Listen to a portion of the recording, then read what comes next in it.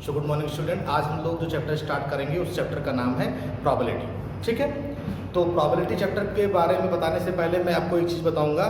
पहला जो वर्ड हम यूज करते हैं प्रोबेबिलिटी में है वो है एक्सपेरिमेंट। क्यों यूज करते हैं, प्रोबेबिलिटी क्या है, कहाँ से आई, उसको पता करने के लिए पहले हम देखते हैं एक्सपेरिमेंट। अगर हम कोई एक्सपेरिमेंट कर रहे हैं, जैसे आपको H प्लस Cl को मिला है, ठीक है, H प्लस Cl को मिलाते हैं तो क्या बनता है HCl। तो ये कहलाता है आपका एक्सपेरिमेंट। एक्सपेरिमेंट का मतलब ये है कि हमें आंसर क्या है, नोन है, एक ही आंसर मिलेगा वहां पर, और आंसर हमको पहले से पता होगा कि आंसर क्या आएगा। This is called the experiment. दूसरा होता है रैंडम एक्सपेरिमेंट।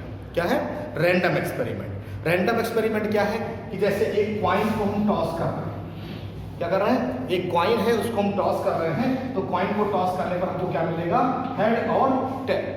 इस एक्सपेरिमेंट में भी पहले से आंसर नोन होता है कि जब एक्सपेरिमेंट करेंगे तो हमको क्या मिलेगा, हेड मिलेगा या तो टेल मिलेगा। लेकिन किसी भी एक्सपेरिमेंट में एक से ज्यादा आंसर नोन होते हैं तो उसे कहा जाता है आपका रैंडम एक्सपेरिमेंट। समझ में आया? रैंडम एक्सपेरिमेंट मतलब क्या है, एक से ज्यादा आंसर नोन होते हैं तो उसे बोलते हैं रैंडम एक्सपेरिमेंट। या हम कह सकते हैं एग्जैक्टली आंसर नहीं, कंफर्मेशन है कि क्या आएगा एग्जैक्टली, तो हम उसे कहेंगे रैंडम एक्सपेरिमेंट। जैसे हमने कहा आज बारिश हो सकती है, तो मे भी हो सकती है, हो सकता है क्लास 10th में ये बच्चा पास हो जाए, ठीक है, लाइकली, मे बी, ठीक है, प्रोबेबली, ऐसे वर्ड जहां पर यूज होंगे वहां पर हम कहेंगे रैंडम एक्सपेरिमेंट है। और जहां पर रैंडम एक्सपेरिमेंट होगा वहां प्रोबेबिलिटी यूज की जाएगी। आया समझ में? प्रोबेबिलिटी कहाँ यूज की जाएगी, क्यों यूज की जाएगी, जहां पर प्रोबेबिलिटी यूज की जाती है तो वहां पर प्रोबेबिलिटी यूज की जाती है। अब प्रोबेबिलिटी यूज कैसे की जाएगी वो हम देखते हैं। अब मैं बताऊंगा इवेंट के बारे में।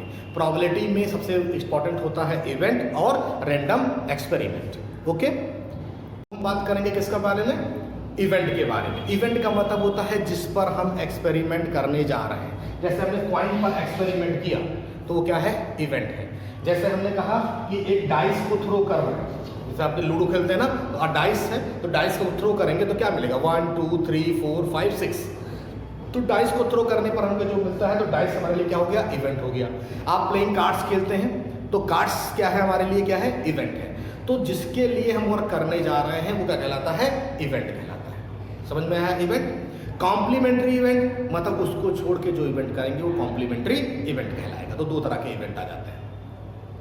अब सबसे पहले आता है सैंपल स्पेस, कि किसी भी क्वेश्चन में कितने पॉसिबल आंसर्स हो सकते हैं उसे बोलते हैं सैंपल स्पेस। जैसे हमने कहा, अब मैं बात करूंगा आपके पास एक्सपेरिमेंट में रैंडम एक्सपेरिमेंट के बारे में बताया आपको मैंने, इवेंट के बारे में बताया। अब बताऊंगा सैंपल स्पेस के बारे में कि सैंपल स्पेस क्या होता है। सैंपल स्पेस का मतलब ये होता है कि कितने पॉसिबल आउटकम आ सकते हैं, कितने आंसर उसके पॉसिबली हो सकते हैं, उसे बोलते हैं रैंडम एक्सपेरिमेंट। जैसे कि एक कॉइन को टॉस करते हैं, तो कॉइन को टॉस करेंगे तो क्या मिलेगा, हेड और टेल।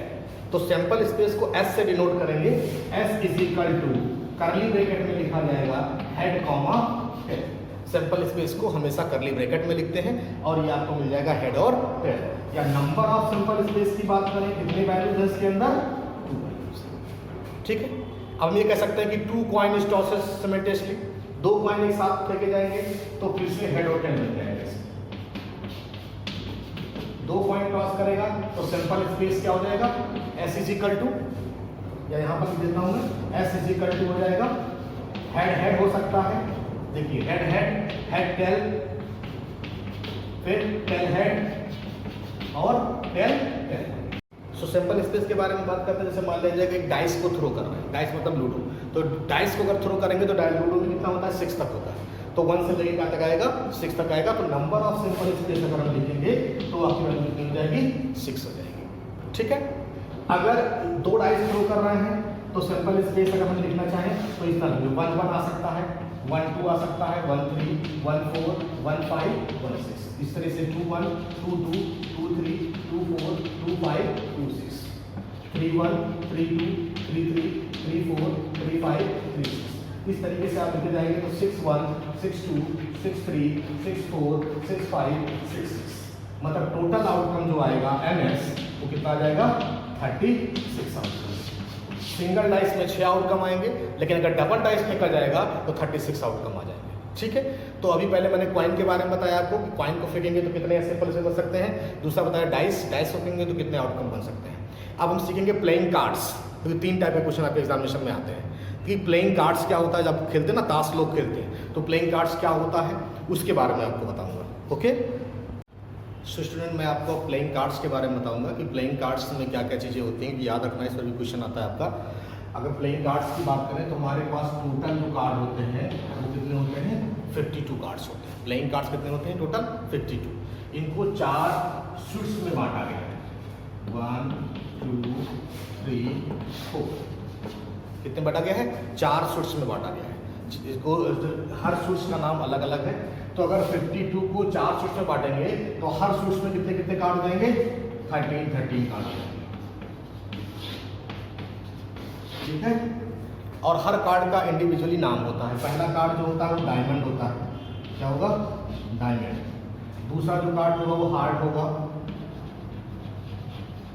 ठीक है। तीसरा जो कार्ड होगा वो स्पेड होगा, और चौथा जो कार्ड होगा वो क्लब होगा। इस तरह से आपके पास 4 तरह के कार्ड होते हैं। पहला डायमंड, दूसरा आपका हार्ट, तीसरा स्पेड और चौथा क्लब, ठीक है। इस तरीके से 4 कार्ड आपके पास होते हैं, ठीक है। हार्ट और डायमंड ये दोनों रेड कलर के होते हैं। किस कलर के होते हैं, रेड कलर के। और ये दोनों होते हैं ब्लैक कलर के। तो रेड कलर का आपका, तो इस तरह से हम देखें तो आपके पास रेड कार्ड 26 हो जाएंगे और ब्लैक कार्ड कितने हो जाएंगे, 26 हो जाएंगे। अब यहाँ पर देखते हैं हर कार्ड में 2 से लेके 10 तक के नंबर होते हैं। फिर किंग, क्वीन, जैक और एस, ये 4 कार्ड होते हैं। इन तीनों पर फेस बना होता है, इसलिए इसको फेस कार्ड भी बोलते हैं, ठीक है। किंग, क्वीन, जैक और इक्का आप बोलते हैं ना, एस बोला होते हैं। और 2 से लेकर 10 तक नंबर होगा, मतलब ये चीज़ें इसमें भी हैं। 2 से लेकर 10 तक का number, king, queen, jack, ace. यहाँ भी 2 से लेकर 10 तक का number, king, queen, jack, ace. इसमें भी लेकर 2 से लेकर 10 तक का नंबर, किंग, क्वीन, जैक और एस। सारे कार्ड होते हैं, कलर वाइज होते हैं। तो अगर हम ये देखेंगे किंग कितना होता है तो 4 किंग हो जाएंगे आपके पास। क्वीन अगर देखेंगे तो कितने हो जाएंगे, 4 क्वीन हो जाएंगे।